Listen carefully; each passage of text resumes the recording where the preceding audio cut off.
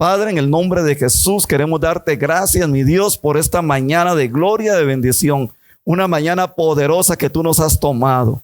Padre, te entregamos ahora, Señor, esta palabra. Reconocemos delante de ti que somos pecadores porque te hemos fallado muchas veces y te hemos fallado consciente o inconscientemente. Y por eso te pedimos perdón, Señor.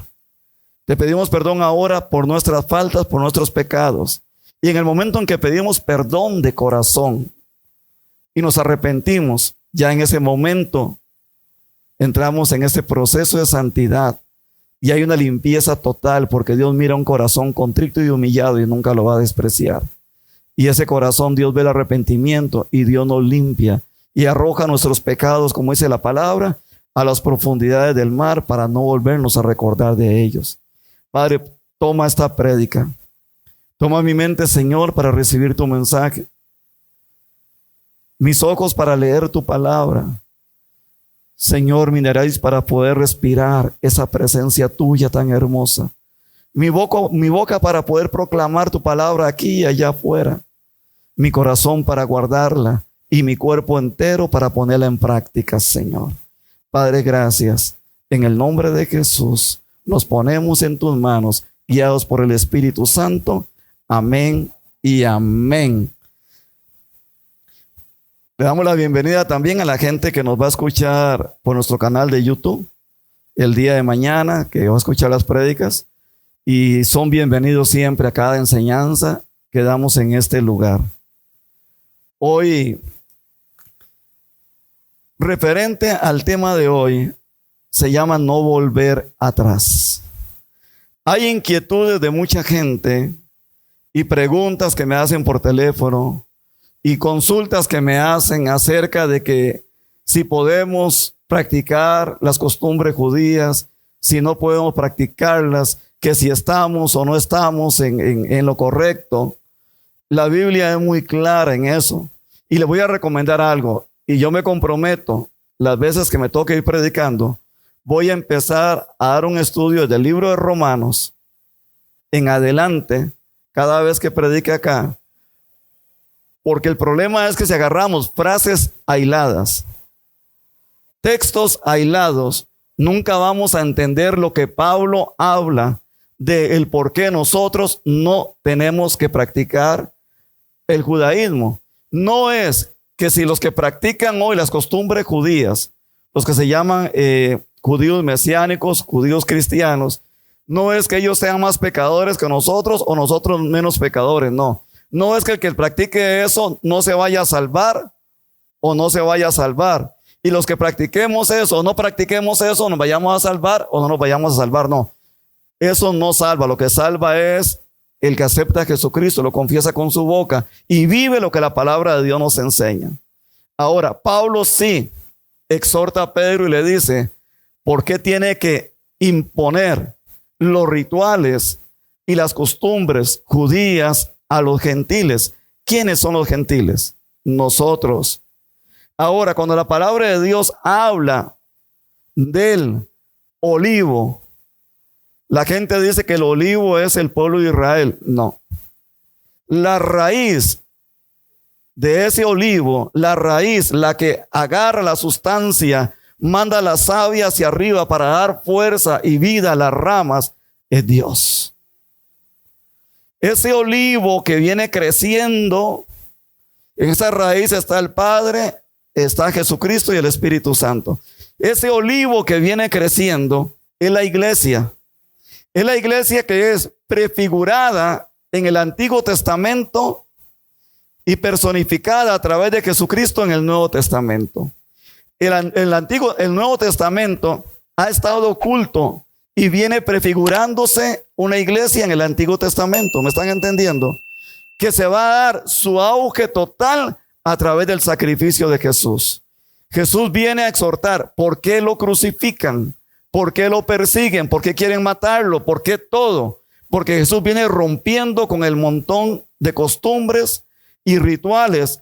Un ejemplo, en la fiesta de las luces, Jesús dice: yo soy la luz del mundo. O sea, en Jesús se personifica todo. Todo tiene cumplimiento en Jesús. Cada fiesta que hacían los judíos en el Antiguo Testamento, y el por qué la hacían, era porque Dios necesitaba sacarlos del paganismo para meterlos al propósito de Él, para que el día de mañana, a través de Jesús, que es fundador de la iglesia, todos vivamos unidos en la iglesia de Jesucristo. La barca o el arca de Noé, ¿qué significa? El arca de Noé, al de entrar, significa la iglesia que va a venir el día de mañana, la iglesia que va navegando por todo el mundo entero, cuyo conductor, ¿quién es? Jesucristo. Y en esa arca nos metemos todos. Y la gente dice: ¿y los animales? No es que los animales seamos nosotros, ¿verdad? Bueno, al rato. ¿Y los animales? ¿Qué pasa con los animales? En el libro de Isaías hay un pasaje muy lindo. Y ahora con hermano Rodolfo, creo como se llama, hacía peticiones por la conejita, era, ¿verdad? No sé qué. Roberto, ok, quiero aclarar algo. El profeta Isaías habla que en el reino que va a venir jugará el niño con el león. Andarán las serpientes y no harán nada. Habrá un mundo de armonía. Quiere decir que en ese paraíso, en ese cielo, en ese todo, van a haber ¿qué? Animales. ¿Entiende?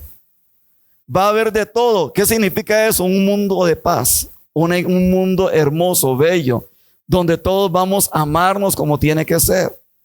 ¿Por qué Pablo exhorta a los judíos y dice no es por obras? Porque los judíos tenían la costumbre por la ley de que practicaba mucho las obras, era como para ganarse y lavarle el coco a Dios. Santiago ya en el Nuevo Testamento dice: muéstrame tu fe sin obras, que yo te mostraré mi fe a través de las obras. Pero Jesús dice que de todo aquel que cree en Él, de su interior correrán, brotarán ríos de agua viva. ¿Qué significa eso? Que todo aquel que es cristiano y cristiana y cree, y al creer tiene la fe, la certeza, la seguridad, como dice la palabra en Hebreos 11:1, la fe, la certeza y la seguridad, ¿de qué? De las cosas que no se ven pero que se esperan, son un hecho, amén.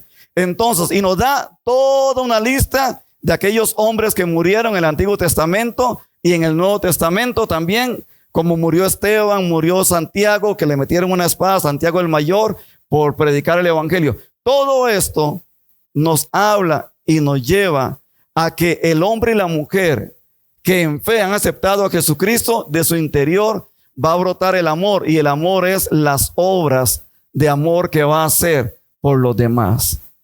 ¿Tenemos claro? Amén. Ok. Pero los judíos pensaban que entre más obras hacían, aunque fueran bien re malos, eran agradables a los ojos de Dios. Y por eso Jesús viene a hablar muy claro. Y Pedro agarra y Pablo empieza. Y si sabemos, la mayor parte del Nuevo Testamento está escrito ¿por quién? Por Pablo. O se le atribuye a Pablo las cartas, la mayor parte. Y hay algo muy interesante que les recomiendo: no lean textos aislados. Quieren entender bien lo que Pablo habla y se confronta con Pedro y le dice: Pedro, deje de judaizar a los que vienen de afuera, a los gentiles. Deje de meterle las costumbres rituales judías a los nuevos creyentes. Entonces, déjelos, basta con que acepten a Jesús, con que vivan el amor. Y en el libro de Romanos, empecemos a leerlo del versículo 1, capítulo 1, y vayamos despacio, con buena letra, como les he enseñado.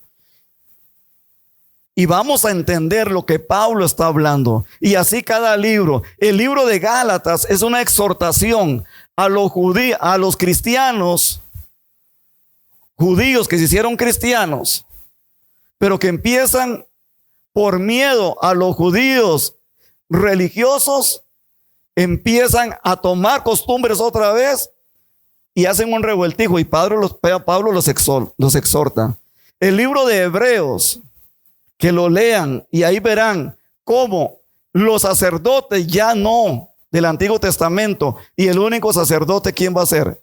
Jesús, que con solo un sacrificio basta para el perdón de los pecados. Y ya no hace falta los sacerdotes que llegan al templo, todos, dice ahí, cada sacrificio, primero eran en aquel tiempo, era como casi todos los días. En el Nuevo Testamento ya entran una vez al año a imponer las manos sobre el cordero, traspasaba ahí toda la iniquidad del pueblo y el pueblo era perdonado.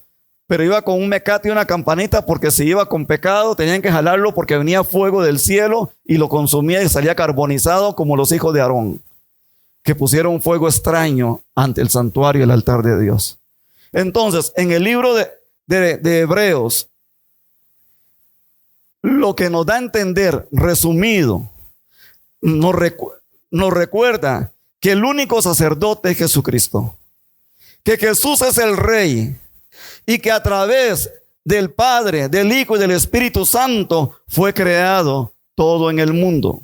Nos recuerda lo que el Salmo dice: tú eres mi Hijo amado, yo te he engendrado hoy y en ti tengo complacencia.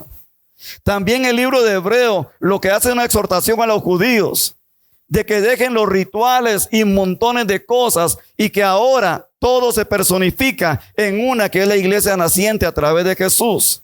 También nos dice el libro de Hebreos que el único sumo sacerdote perfecto, sin mancha, y que vino a este mundo y está sentado en lugares celestiales y que ha iniciado el nuevo pacto, es Jesucristo. El antiguo pacto no es eliminado, porque nos enseñó hacia el nuevo pacto, pero nosotros ya no vivimos bajo la ley. Vivimos bajo la gracia, bajo el amor y la misericordia de Dios. Nosotros vivimos ahora en ese pacto nuevo y no tenemos por qué vivir ni estar celebrando, como dice la palabra ahí, se lo voy a leer ahora, de cada fiesta de luna en luna, cada fiesta de los tabernáculos, cada fiesta de las luces, cada fiesta de la Junacá o Junaca, como se diga, cada fiesta. No, nosotros, nuestra fiesta es celebrar a Jesucristo, que murió pero que resucitó y está vivo en medio de su pueblo y nos espera sentado a la diestra del Padre con los brazos abiertos, para que la iglesia santa, sin mancha, sea elevada, para que venga ese día la boda del Cordero, que la iglesia con el Cordero, que es Jesús, Jesús la acepta y estemos sentados en la mesa toda la iglesia juntos con Jesucristo. El libro de Hebreo nos enseña que vamos a estar sentados en lugares celestiales juntamente con Él, iniciando un pacto nuevo, con mejores frutos, con mejores consecuencias a favor nuestro, concretas, definidas, para que aquellos que han aceptado a Jesús entremos al reino preparado por el Padre por nosotros, aunque no les guste a los liguistas, y una morada para cada uno de nosotros. No, mentira, eso quiere decir una casa preparada. La traducción dice morada, ¿verdad? Pero eso no tiene que ver nada con fútbol ni nada de esas cosas. Y la mejor consecuencia y el mejor efecto para nosotros es la vida eterna a través del sacrificio de Jesús. Un cristiano no tiene por qué andar celebrando fiestas, costumbres que no nos pertenecen a nosotros. Que los judíos vivan las fiestas, las costumbres que quieren vivir ellos, pero nosotros, la iglesia, hemos sido exentos. El olivo, que es la iglesia, dice que de las ramas, dice Pablo que las ramas que no quisieron seguir fueron desgajadas y quitadas del olivo. Y las ramas silvestres, los olivos silvestres, o sea, la chusma, que somos nosotros, en otras palabras, hablando lo tico, pero que hemos aceptado a Jesús y le hemos creído a Él y estamos caminando como Él manda, usted ha sido tomada, ha sido tomado y está siendo puesta en el olivo. Somos injertados. Ahora, no quiere decir, dice Pablo, en ninguna manera que los judíos que han vivido una vida santa se vayan a condenar, no. Por eso dije al principio, no es que el que quiera vivir esas fiestas se vaya a condenar, o el que no quiera hacerlas se vaya a condenar por no hacerlas. Eso es cuestión de cada quien. Pero la iglesia de Jesucristo, el Nuevo Testamento, no estamos obligados a vivir ni participar de las costumbres judías. Por eso le digo, léase el libro de Hebreos, de Romanos, del versículo 1 en adelante. Luego siga con cada carta. Léase el libro de Gálatas, la exhortación que Pablo le hace. La carta también fue dirigida, la carta de los Hebreos, se une con Gálatas, que es a donde voy ahora. Se une con Gálatas. La carta fue dirigida principalmente, estamos hablando de Hebreos, fue dirigida, por eso se dice Hebreos, fue dirigida a los judíos convertidos, pero que eran todavía familiarizados con las costumbres del Antiguo Testamento. ¿Me están entendiendo? La carta de Hebreos fue dirigida a los judíos cristianos, pero que todavía estaban muy familiarizados con las costumbres y las leyes del Antiguo Testamento, con la ley, para que entendieran de una vez que el sacrificio perfecto era Jesús y ya no hacía falta volver a celebrar sacrificios como lo hacían los sacerdotes del Antiguo Testamento. Todo esto era también y una exhortación a que ellos, por miedo a los judíos religiosos, estaban siendo perseguidos por haber dejado el judaísmo y haberse hecho cristianos. Estaban siendo perseguidos por los judíos fanáticos del Antiguo Testamento y los estaban tentando y obligando a volver al judaísmo y volver y querer judaizar. Escuchen bien esto. La carta exhorta que estaban tratando de judaizar, o sea, de meter todos los rituales de la ley del Antiguo Testamento, judaizar a los cristianos, a los recién convertidos. Querían judaizar la iglesia de Jesucristo. Y Pablo se para duro. Y es donde vamos a ir a Gálatas capítulo 3.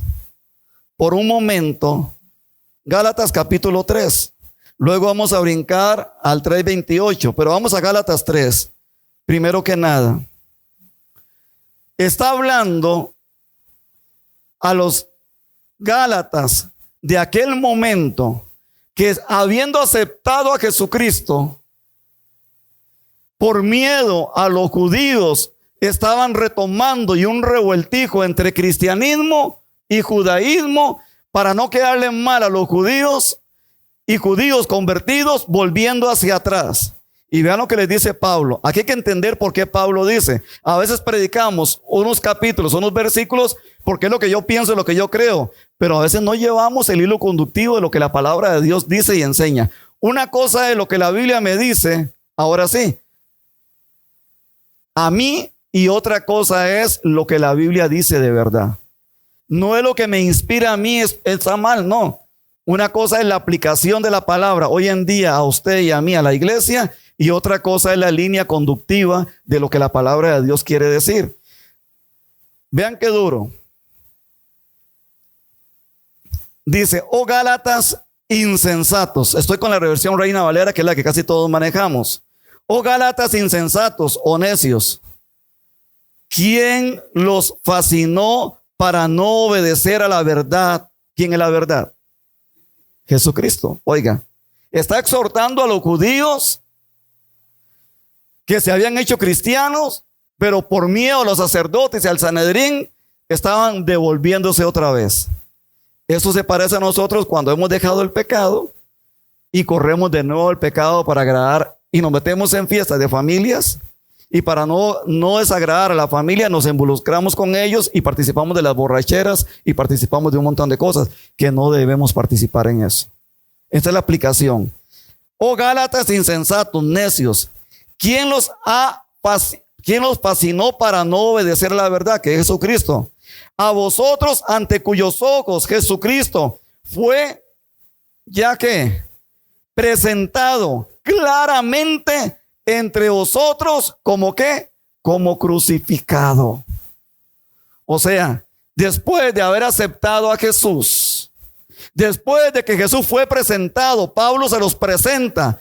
Ellos dejan las costumbres, el judaísmo, y empiezan a vivir y a montarse en el arca de este nuevo pacto que es la iglesia, y dejando a un lado todos los rituales y un montón de cosas, vuelven a montarse en esa arca nueva que es la iglesia, porque saben que ya no tienen que esperar al Mesías. El Mesías que fue despreciado y rechazado por los judíos, Pablo lo presenta a los gentiles para que lo acepten, y a los judíos que se venían también con Pablo para que aceptaran a Jesús, que él sí era el Mesías. Pero por miedo, ¿qué es lo que pasa? Vea lo que hacen. Pablo lo llama insensatos, necios. ¿Quién los fascinó o los hechizó para no obedecer a la verdad, ante cuyos ojos fue puesto Jesucristo como presentado claramente entre vosotros como crucificado? Esto solo quiero saber de ustedes. ¿Recibisteis al Espíritu Santo por las obras de la ley? Lo que le estaba explicando antes a ustedes de las obras de la ley, hacer las cosas forzadas para ganar, o por el oír con fe. Pablo los confronta. Están volviendo a la ley. Después de haber conocido a Jesucristo, están volviendo a la esclavitud de nuevo, a una ley que ya no existe, sino que Jesucristo es la ley personificada. Y lo vemos a ver claramente. Quiero que vayamos. ¿Por qué Jesús habla todo esto? Vámonos un momentico. Vamos a brincar entre Gálatas y vamos a brincar también en el libro de Hebreos. Vamos un momentico a Hebreos capítulo 9, versículo 14, versículo 4. Y les recomiendo que se lean todo Hebreos. El 9 les va a aclarar muchas cosas. No puedo hacerlo por el tiempo. La gente pregunta, ahí da los lugares, cómo está ubicado el tabernáculo. Dice, el versículo 3 del 9 dice, tras el segundo velo estaba la parte del tabernáculo llamada lugar santísimo, dentro al 4, que es lo que me interesa, el cual tenía el incensario de oro. ¿Y qué más? El arca del pacto, cubierta de oro por todas partes, en la que estaba ¿qué contenía el arca dentro? Número 1, contenía una urna o un vaso de oro que contenía ¿qué? El maná. ¿Cuál es el maná? Era como un recuerdo. El pan que les dio de comer. Ahora, ¿qué dice Jesús en el Evangelio de Juan capítulo 6? Yo soy el pan bajado del cielo, no del pan que comieron los antepasados de ustedes, que Dios les dio en el desierto, que comieron y murieron. Yo soy el pan vivo ahora, nuevo, que el que come de mí, o sea, el que lo sigue y participa del sacrificio de amor por predicar el evangelio, sabemos que vamos a ser crucificados en otro sentido figurado, pero vamos a ser rechazados. Dice, ustedes van a comer de mí, van a beber de mí. Ahora, ya no es el agua que salió de la roca. Van a beber de mí, que soy el agua verdadera de vida, dice Jesús. Ustedes ahora van a comer de mí, que yo soy el pan verdadero. Y ese pan verdadero, ustedes van a tener vida eterna, no van a morir. Eso dice el Evangelio de Juan capítulo 6. Entonces, ¿qué se refiere a los 3 elementos que están en el arca del pacto? Es muy fácil, demasiado fácil. Dios les ordenó que pusieran el maná en un vaso o en una urna de oro dentro del arca. Número 1, el maná para que recordaran que Dios les había dado de comer, pero el maná representa al que había de venir. El Antiguo Testamento El Nuevo Testamento está prefigurado en el Antiguo Testamento. El Antiguo está presente para saber que las cosas tuvieron cumplimiento, nada más. No tenemos por qué vivir, Sarita, en el Antiguo Testamento. Tenemos que estar viviendo, Josué, ¿dónde? En el Nuevo Testamento, que es por la ley, que ya no es por la ley, sino por la gracia, que es el amor. Ahora, ¿entienden lo que es el maná? Jesús representa ese maná nuevo. Fue guardado para que supieran que iba a venir el pan verdadero. Ahora, dice que contenía también la vara de Aarón, que reverdeció o retoñó. ¿Por qué la vara de Aarón? ¿Qué significa la vara de Aarón? El sacerdocio, la autoridad que Dios le había dado a Aarón. Ahora, ¿quién es sacerdote para siempre, por la eternidad, para usted y para mí? Jesucristo. Ya no hace falta más sacerdote del Antiguo Testamento, ni andar viviendo y celebrando fiesta en fiesta, lo que Pablo está diciendo. Y Jesús dice, por eso la vara de Aarón es guardada, para representar el sumo sacerdote y la autoridad que el Padre venía dando al sumo sacerdote nuevo, que era Jesucristo. Amén. Y que sigue siendo Jesucristo. ¿Qué más contenía el arca del pacto? Y dice, las tablas del pacto, las tablas de la ley. Ahora, Jesucristo dice, yo no he venido a quitar la ley ni los profetas. Vengo a perfeccionarla, vengo a darles cumplimiento. ¿En quién se cumple todo eso? En Jesús. ¿Y cuál es la nueva ley de Jesús? No es ojo por ojo, ni diente por diente. No es vas a matar. No es nada. Ahora, Jesús dice, vengo a dar todo resumido en mí. La nueva ley es amar al Señor, tu Dios, con toda tu mente, con toda tu alma, con todo tu espíritu, con todo tu corazón, con todo, es todo. Y amarás al prójimo como a ti mismo. Ahora en adelante, yo soy la ley y la ley está en mí y la ley es solo una. ¿Cuál es? El amor.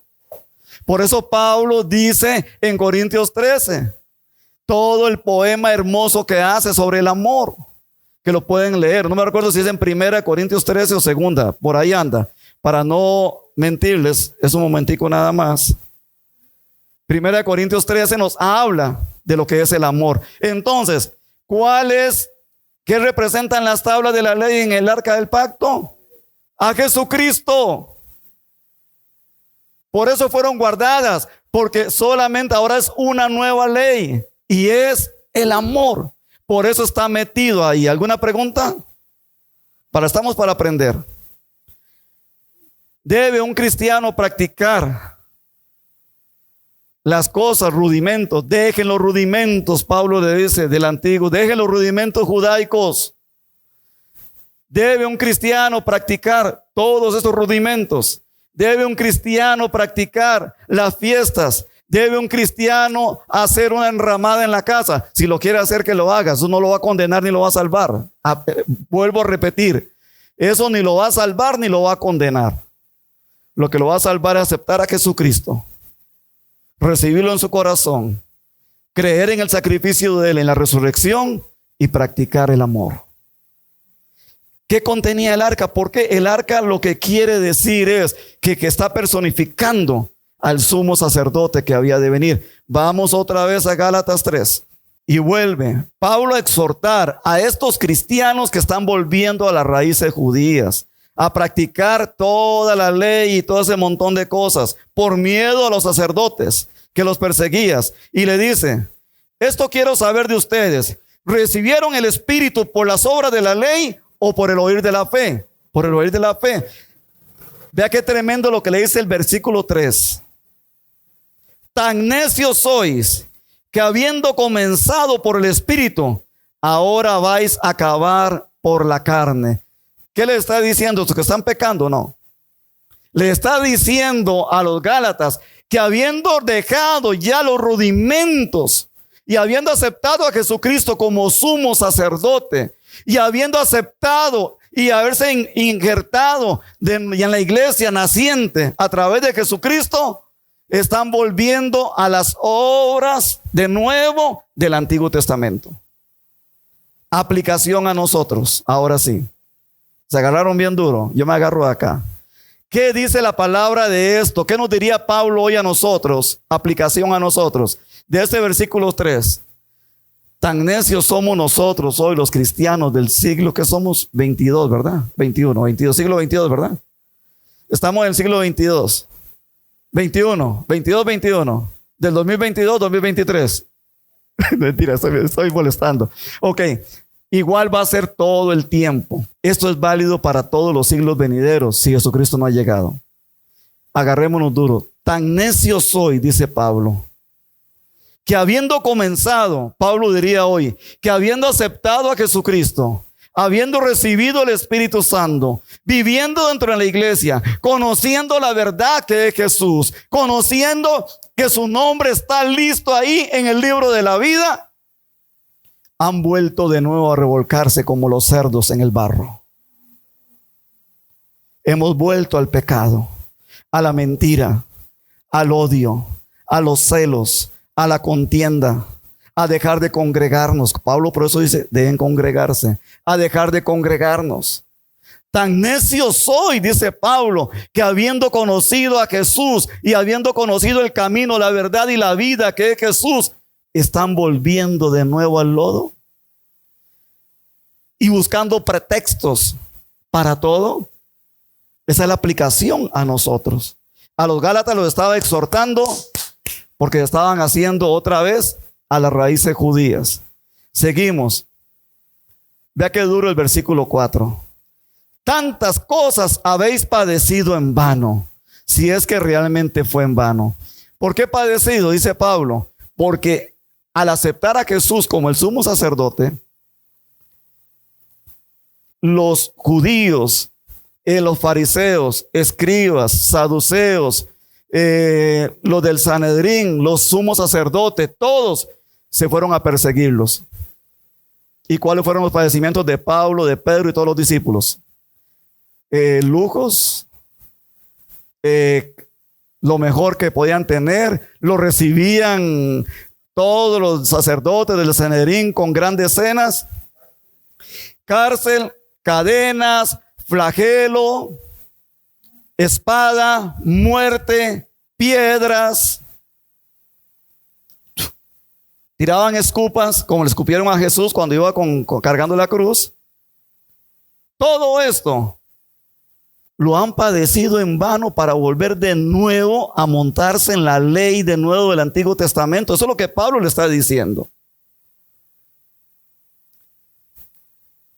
Es bueno conocer todas las costumbres, conocer acerca de las fiestas, porque está escrito, es bueno conocer qué representaba el talit, que para ellos era lo del Salmo 91, estar bajo la sombra y el abrigo del cobijo del Altísimo. Es bueno saber qué representaba cada cosa para poder entender la Biblia, pero no está diciendo que debemos practicar eso.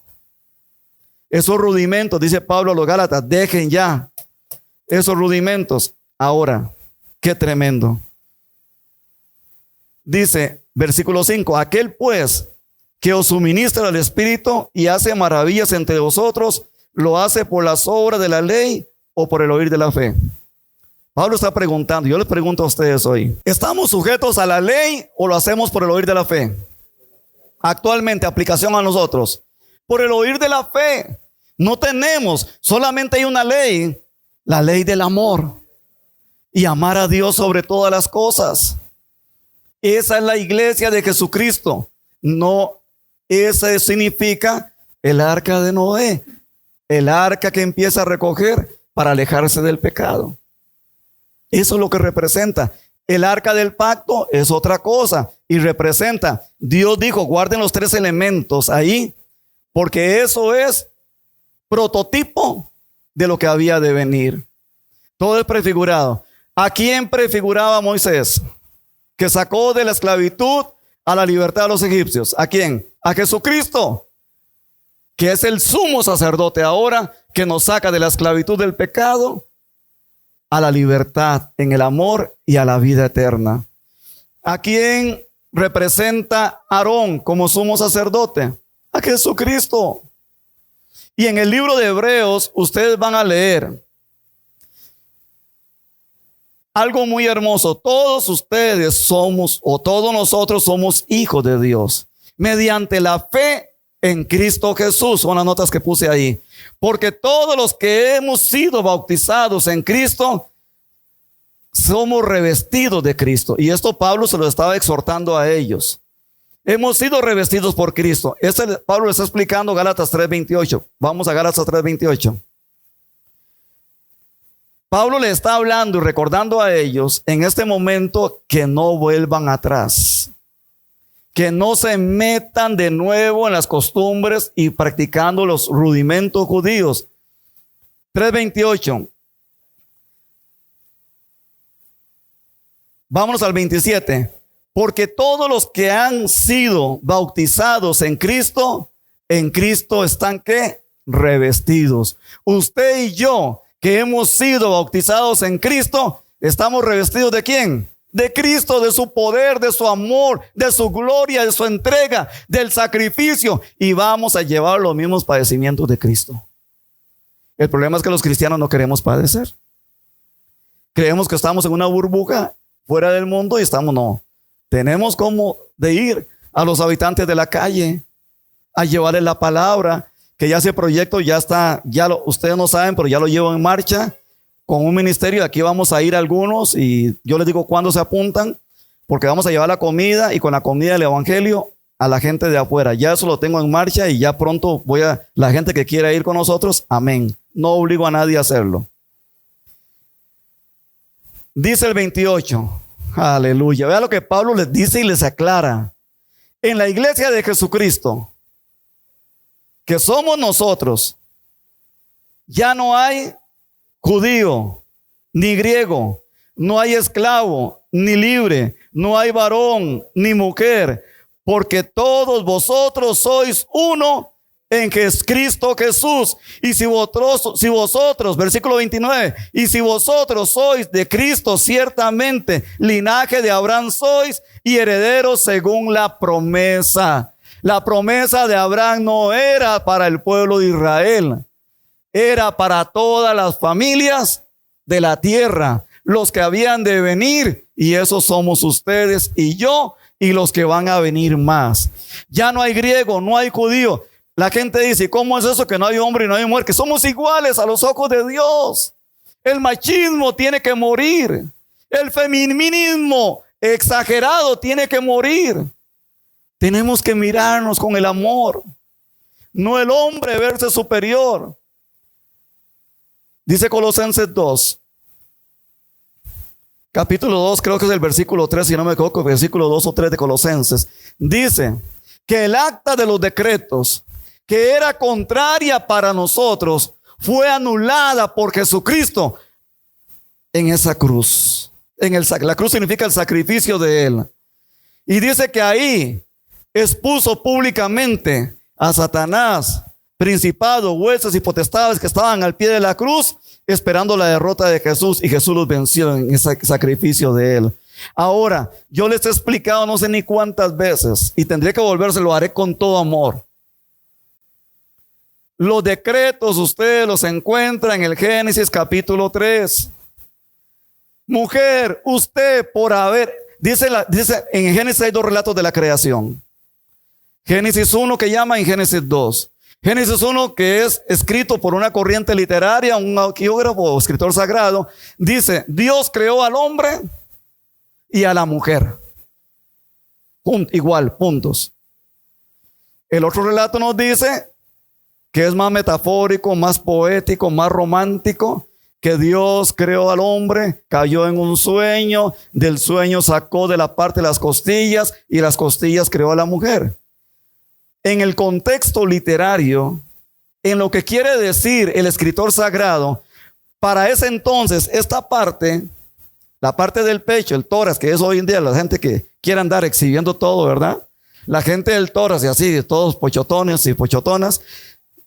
Pero se llama, eso lo voy a explicar un día, que eso viene de los griegos, que es el amor a su propio cuerpo. No es malo hacer ejercicio, no, jamás. Es bueno y es sano. El problema es cuando me hago y me enamoro de mi cuerpo y para verme bello y bella y para ser el papucho, la mamucha. ¿Entienden? Esa es la diferencia. Entonces, cuando estamos hablando de todo esto, que Dios creó a la mujer desde la costilla, segundo relato de la creación, son dos. Y los que han estado conmigo en todo el tiempo, yo se lo he explicado muchas veces. Quiere decir que al sacar la mujer de esa parte, esta era la parte principal. Y quiere decir igualdad. En el contexto del escritor sagrado, quiere decir que el hombre y la mujer somos iguales. Pero Dios dice, mujer, Génesis 3, primer decreto, en contra de la mujer. Dios decreta, por haber oído la voz de la serpiente, que es Satanás, ahora vas a estar bajo el yugo del hombre. El hombre va a ser la cabeza y se va a enseñorear sobre usted. Pero a través del sacrificio de Jesús, este decreto es anulado. Y Dios respeta el sacrificio del amor del Hijo. Y por eso Pablo dice, ya no hay hombre ni mujer. No hay judío ni griego. ¿Qué más dice? No hay esclavo ni libre. Todos somos uno en Cristo Jesús. Vuelva a ver al que está al lado y le diga, se lo he dicho muchas veces, que ni el hombre es más que la mujer, ni la mujer más que el hombre. Somos iguales a través del sacrificio de Jesús. Un día voy a dar la prédica completa nuevamente sobre los decretos anulados, uno a uno, bien explicado. ¿Me están entendiendo lo que estoy hablando hoy? Perfectamente. ¿Y queda claro? Ok, queda bien claro. Y son preguntas que me han hecho. Entonces, resumo 3:28. Aquí es un resumen.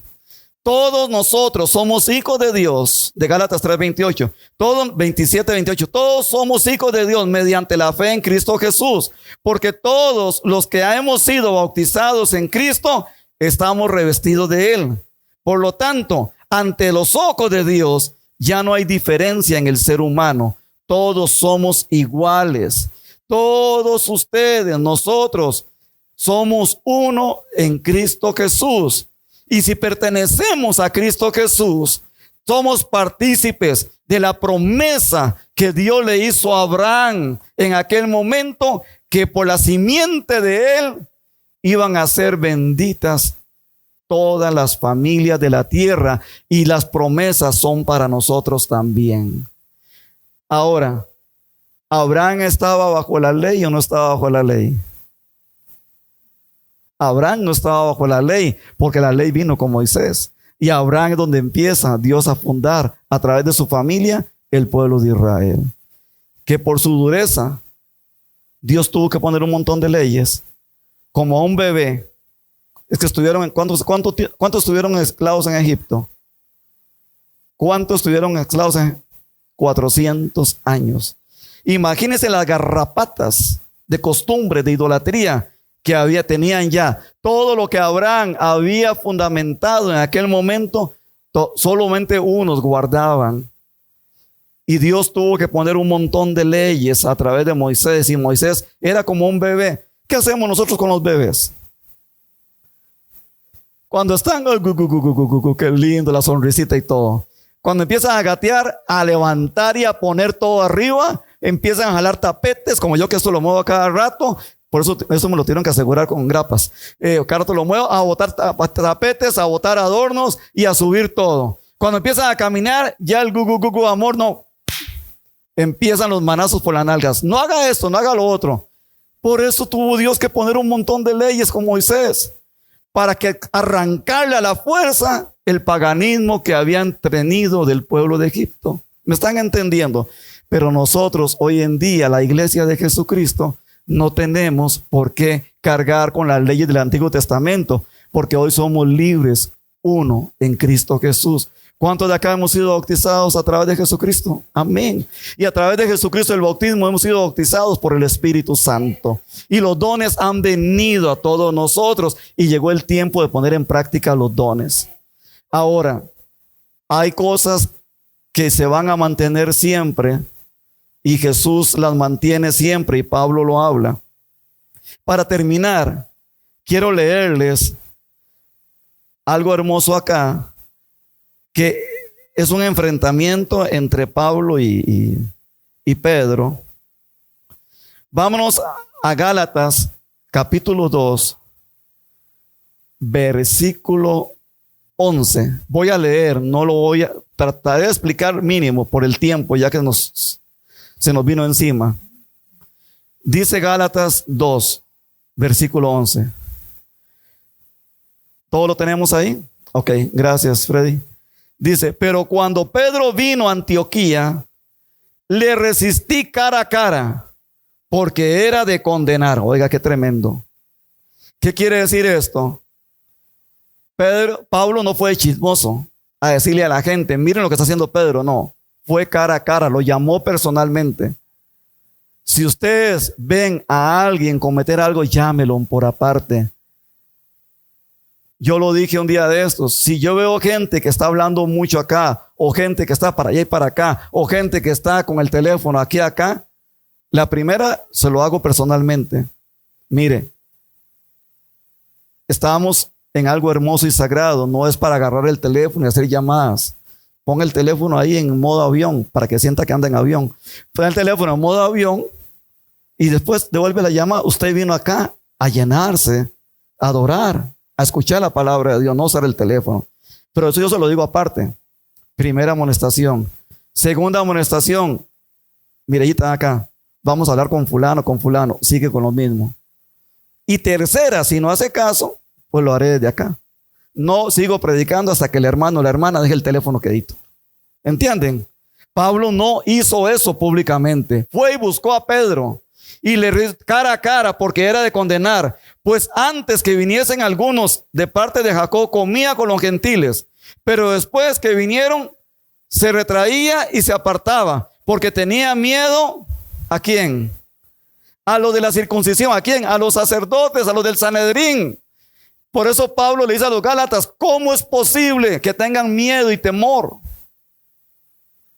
Y quieren volverse otra vez a las raíces judías, cuando ustedes son libres en Cristo Jesús.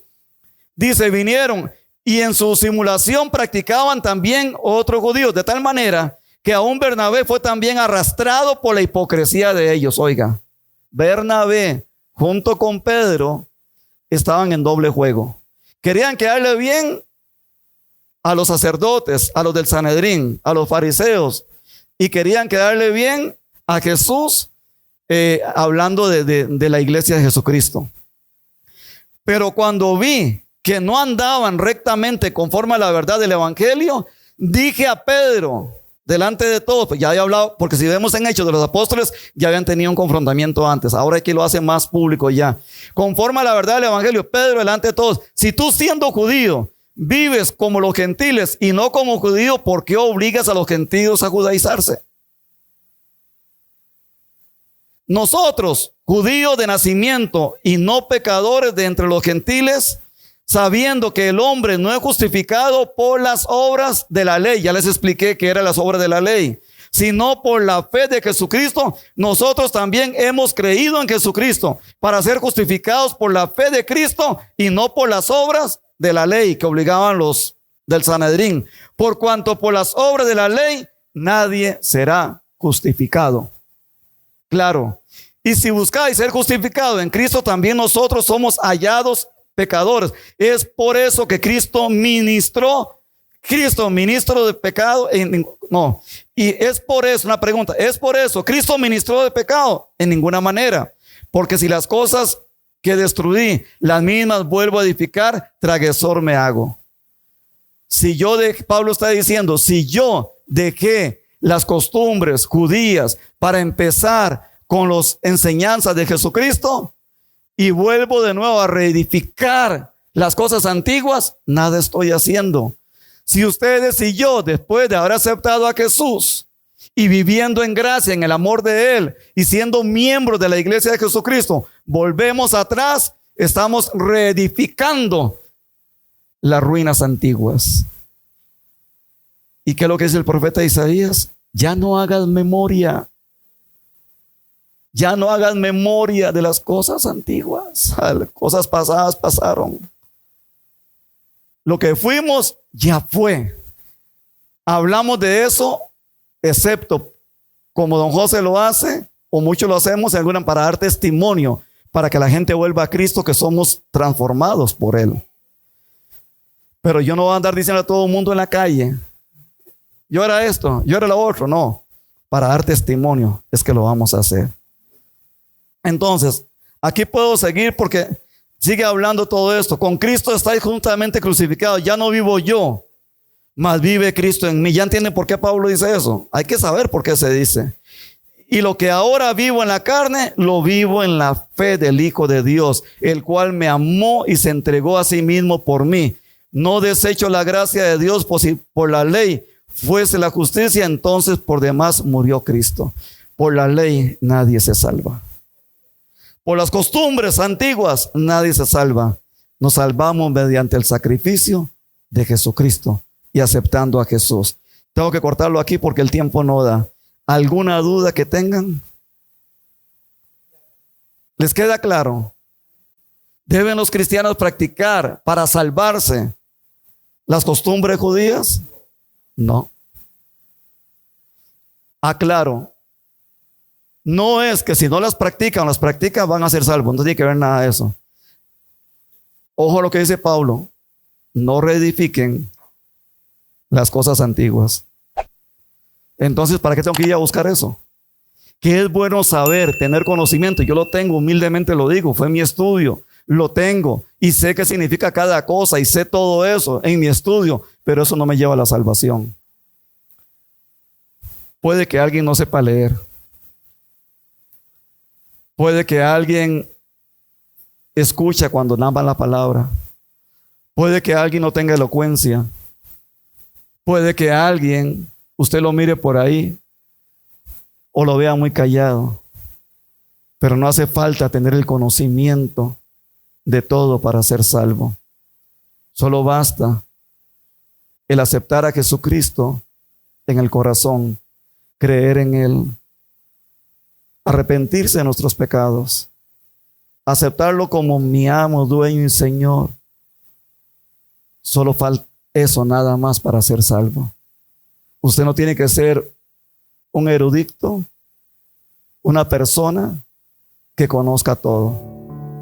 Que Dios exhorte a los que tengan que exhortar por volver a los cristianos, como Pablo le dijo a los Gálatas y a los judíos que estaban jalando a los convertidos de nuevo al judaísmo. Que Dios exhorte, Él, no yo ni ustedes.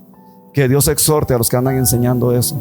Que los cristianos tienen que practicar las cosas judías. Pablo estaba diciendo eso, yo no lo digo, yo lo acabo de leer. ¿Ustedes lo entendieron? No son palabras mías, son palabras de Pablo. Amén. Padre, en el nombre de Jesús, quiero darte gracias, Señor. Gracias, mi Dios, por esta mañana gloriosa de alabanza, de adoración, de palabra, de ministración. Gracias, Padre, por cada oración que hemos hecho. Padre, ayúdanos a mantenernos bajo la gracia, practicando el amor, la verdad y alejándonos del pecado, Señor. Padre, que en el nombre poderoso de tu Hijo amado, nuestro Señor, y con la llenura del Espíritu Santo, mi Dios, clamo para no volver atrás, para no construir, Señor, sobre las ruinas antiguas, es decir, volver a edificar las cosas pasadas, porque tú arrojaste mis pecados a las profundidades del mar para nunca más acordarme de ellos. Lo nacido de Cristo, gracias, Padre, es nuevo. Y a pesar de nuestra debilidad, a pesar de nuestra cojera, que a veces nos queremos salir del camino, el Espíritu Santo que está en nosotros nos reargulle y nos ayuda a levantarnos de nuevo. Y como dice la palabra, si ven a algún hermano caer, no lo humillen, no lo aplasten, tiéndale en la mano para que vuelva de nuevo. Y ustedes, los más espirituales, dice la palabra, ayúdenlo. Pero si no quiere también, lo intentamos, Padre, pero no somos jueces de nadie. Padre, ayúdanos a caminar en ti, a vivir en ti, a amarnos unos a otros. Somos, Señor, como dice la palabra, tenemos tesoro en vasos de barro. El tesoro eres tú, la gracia, el amor, la salvación, y la fragilidad somos nosotros. Pero tú que estás dentro de nosotros nos haces fuertes, Señor.